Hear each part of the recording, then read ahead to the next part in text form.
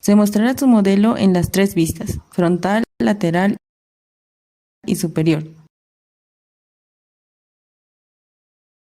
Si el modelo no se encuentra en los mismos ángulos como se muestra en la referencia, se puede rotar mediante los manejadores que se muestran en la vista frontal, lateral y superior.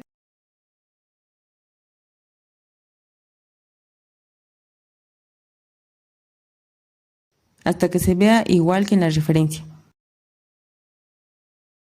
En simetría, seleccionar si el modelo es simétrico o asimétrico. Luego presionar continuar.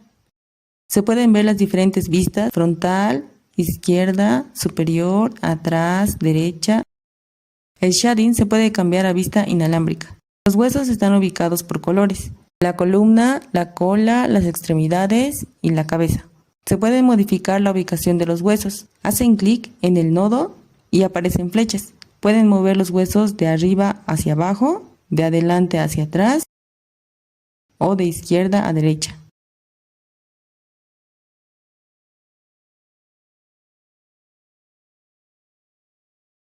Cuando ya se encuentran todos los huesos acomodados, seleccionan Generar animación.